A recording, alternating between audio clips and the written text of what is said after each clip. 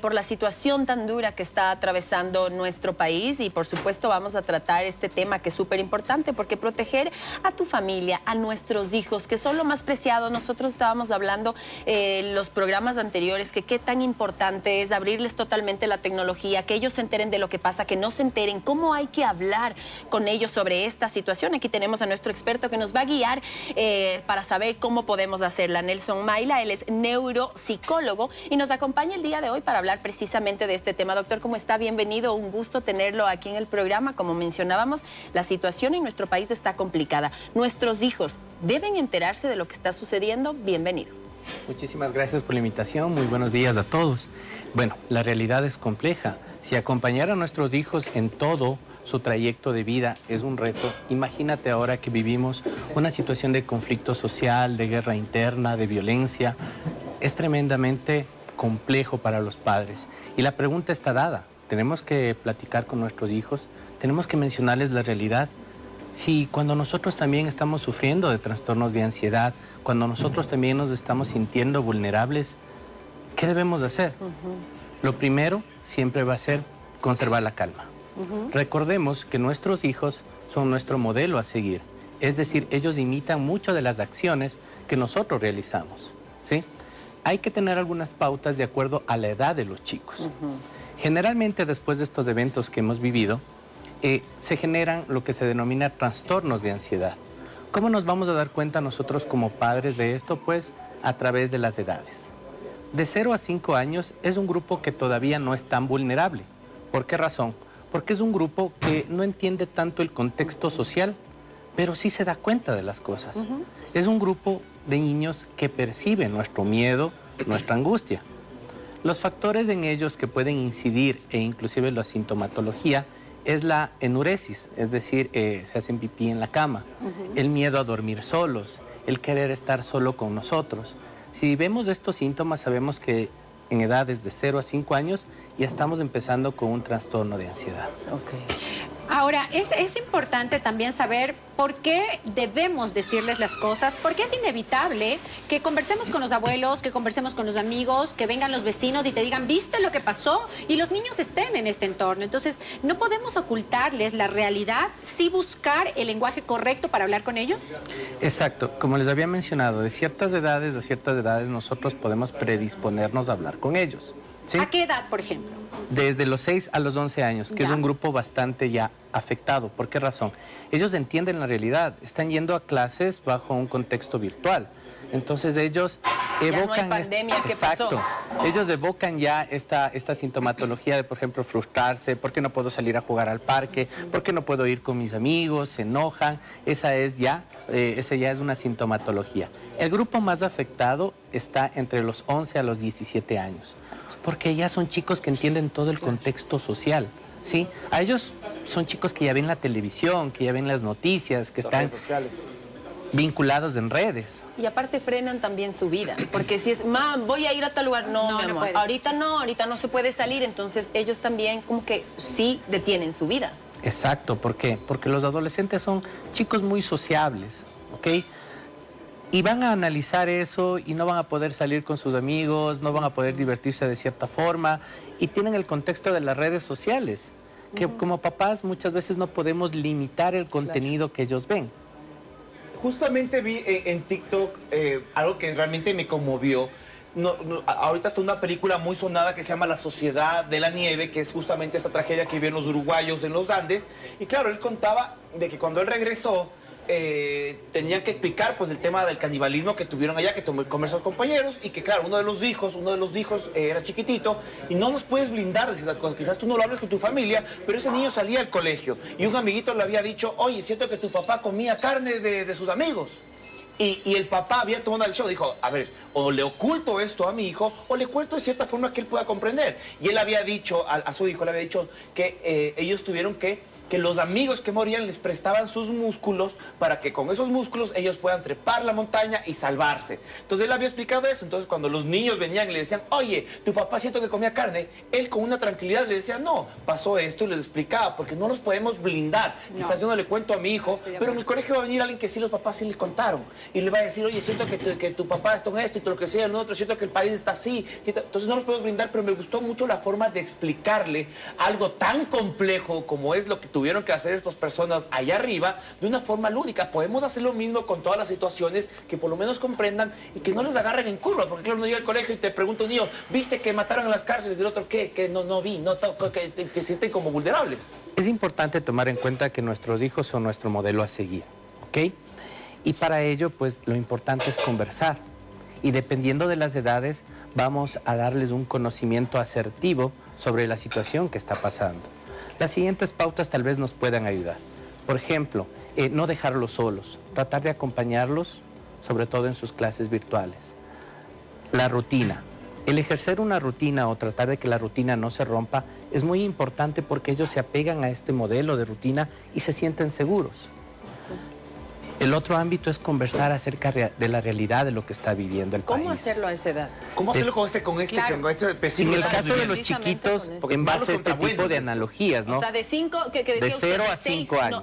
o sea, creo De que 6 a 11 años. De Sí, 6 a 11, 11 años. que son un poquito más Ajá. grandecitos, ellos ya entienden un poquito la realidad. No esperemos que conversen, como lo había mencionado, con otros amiguitos, con los vecinos, sino nosotros irles explicando sobre el contexto social y cómo puede afectarnos. Por ejemplo, ¿cómo le explico qué es una pandilla? ¿Qué es el narcotráfico? Y que ¿Qué estamos es- Ajá. como que En lo que guerra. está En una acá, guerra. ¿Qué es ¿Cómo esto? ¿Cómo le dices eso a tu explico? hija? Ajá, porque claro, Para si mí ha explico- sido muy complicado. Yo tengo que Ajá. decir, yo tengo a mi hija Rafaela que tiene 10 años y sí me ha dicho como, mamá, pero explícame qué está pasando. Y la verdad es que yo intento decirle, pero es que no, mi cerebro es como que me dice, no tanto, no vayas ahí, no guerra, no, o sea, Es que, no, claro, no. La verdad es que es bastante explicas complicado. narcotráfico y el narcotráfico te lleva a drogas. No, y después de drogas aparte te lleva a ellos son como, sexualidad ¿y qué es y eso? todo. ¿Y Ajá, qué ¿y es? qué es eso? ¿Y ¿Y qué qué es? es? Entonces Además que tienes están en una edad en la cual preguntan todo, pero Claro, ¿por qué? ¿y por qué? ¿Y por qué? dónde ¿Y por está qué? pasando? Y nos va a pasar a nosotros. ¿Cómo sería el entonces, ejemplo para poder hacerlo? Lo importante es enfrentar la realidad, hablar sin tapujos, ¿sí? Decirles las cosas como son, pero en un contexto un poquito más suave, ¿sí? ¿Por qué razón? No puedo usar a esa edad las analogías que estábamos usando con los más Claro. chiquitos. Tenemos que indicarles que es una pandilla, que es un GDO, por qué se da esto, bajo qué parámetros ellos hacen lo que hacen, para que tengan un poquito el contexto, sobre todo de cuidarnos, ¿sí? De cuidarnos y sobre todo no hay que sobreexponerlos a los noticieros, a las redes, porque ahí van a tener En una crudo. visión diferente de lo que nosotros Claro. tenemos les que estamos explicarles. diciendo. Y creo que es importante también en todo este contexto hablar de los niños cuyos padres son militares, cuyos padres son policías y que la están pasando en una angustia Terrible. distinta a la nuestra, Claro. porque quizás nosotros podemos ver a estos personajes como nuestros héroes, personas que están saliendo para defendernos. En cambio, para muchos niños, hijos de militares y de policías, Con es sus papás. mi papá está yendo a entregar su vida A una y no guerra. está pensando en que yo me estoy quedando solo. Entonces, cambia también el contexto y la realidad en la cual vivimos cada uno de nosotros. Lo importante es hacerle entender a estos niños, a estos jóvenes, que es el trabajo de papá, es el trabajo de mamá y que mamá va a estar cuidado, que ellos se van a proteger, que ellos van a estar informándoles a los hijos acerca de lo que pasa. Una llamada, sí, mi hijo, tranquilo, estoy bien, no te preocupes, es mi trabajo, pero no por ser mi trabajo voy a exponerme. Entonces, ellos también van a estar más tranquilos en ese ámbito. Doc, y hay que camuflar las emociones de los papás porque esto nos tiene tenso a todos, esto nos deprima a todos. Y claro, a veces uno dice, yo no quiero que mi hijo me vea tenso, yo no quiero que mi hijo me vea preocupado. Tengo que camuflarlo, sí tienen que verme vulnerable porque nos sentimos vulnerables todos. Que vea que papá también se deprime, que mamá también está preocupada o mejor no. Es importante tomar en cuenta una cosa. Nuestros hijos adoptan todos los modelos que nosotros realizamos. No es recomendable ocultarlo, pero sí saber expresarlo, ¿sí? ¿Por qué? Porque antiguamente a nosotros como hombres se nos daba un perfil muy duro de emociones, no llorar, ¿sí? No sentirse triste, no sentirse deprimido, pero eso tampoco evoca un resultado positivo con los chicos, ¿sí? Los chicos tienen que saber que papá se siente angustiado, pero que papá o mamá están haciendo las cosas Buscando la para solución. protegerlos, ¿sí? Dándoles las herramientas capacitándoles, informándoles sobre la situación, para que ellos también, como son más grandecitos, puedan entender una realidad. No mentir, que yo creo que es importante, no ocultar que estamos viviendo una situación difícil, no encerrarlos en una burbuja, porque también pasa que no veas esto, no salgas, no tengas contacto, para encerrarlos y decirles no pasa nada. Yo creo que eso puede ser contraproducente, porque cuando vuelves a la normalidad y regresas a tus clases presenciales, habrán muchos niños que estén hablando del tema. O enfrentan una realidad que no es la que ellos percibían. Y en el caso, desafortunadamente, que haya alguna acción que a ellos los vincule, pues no van a saber cómo enfrentarla, ¿sí? Otra recomendación que yo les puedo dar es, vamos a sacarle los ámbitos positivos a esto. Algunos papás están pasando más tiempo con sus hijos, ¿sí? Pueden unir, estrechar esos lazos familiares en base a una rutina, en base a juegos, que les va a permitir a ellos también afianzar esto. Eso me gusta mucho, lo que usted menciona, Doc, porque precisamente, claro, ayer nos reunimos los 4 para jugar y yo veía la cara de mi hija, de esa diversión y de pasarla súper bien, y claro, todos lo estábamos pasando súper bien, pero también creo que sí, lo que decíamos ayer, es importante informarse, pero no sobreinformarse, no pasar todo el tiempo, porque claro, los chicos escuchan todo el tiempo escuchando noticieros, en redes sociales escuchando exactamente lo mismo, apenas prendo el televisor, vuelve y repiten lo mismo de lo que pasó hace 3 días, entonces claro, toda esa sobreinformación y todo ese ambiente tan tenso es del que se llena el hogar. Entonces, está bien informarse, está bien hablar con ellos, pero no estar constantemente en eso, sino darnos de ese tiempo también para jugar, para hablar de otros temas, para conversar en el almuerzo o en la cena de algo totalmente diferente y no estar solamente hablando de lo mismo y lo mismo y lo mismo, que era lo que sí nos sucedió mucho en pandemia. Era como de lo mismo y todos estábamos ya saturados y como decía la placa, y llegaba alguien y era hablar de lo mismo, entonces como que también lograr... Sí, informarnos, pero lograr también disipar un poco y poder darle la vuelta a esta situación que, como usted dice, muchos padres pueden tener también la posibilidad de compartir más con los hijos y disfrutar tratando otros temas y haciendo otras actividades.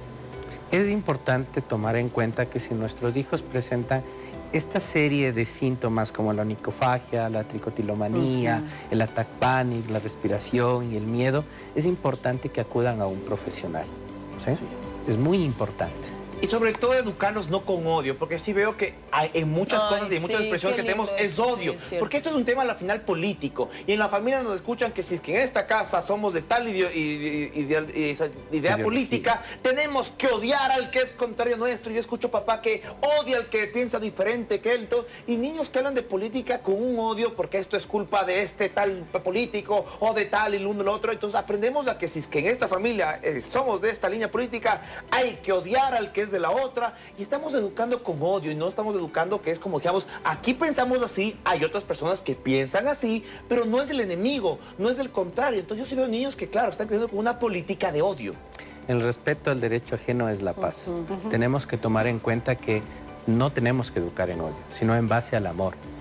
Y haciendo que nuestros hijos expresen sus emociones. Y no porque piense diferente es el enemigo, es malo, hay que odiarlo.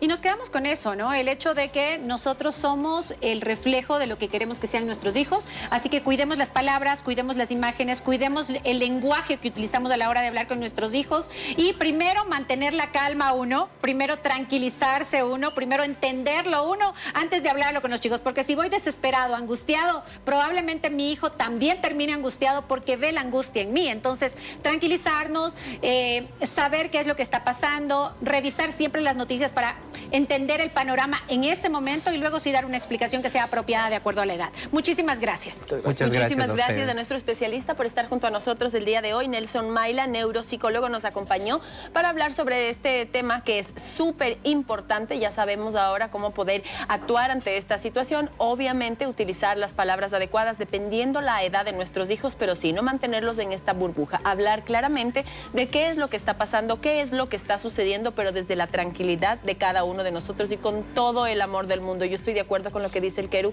no generemos odio, no más odio. El mundo está para que se entregue más amor y ya no tanto odio, así que hablarlo de una manera más consciente. Gracias, Doc, por estar junto a nosotros. Nos vamos a una pausa comercial y nosotros ya regresamos con más. 10:35 de la mañana.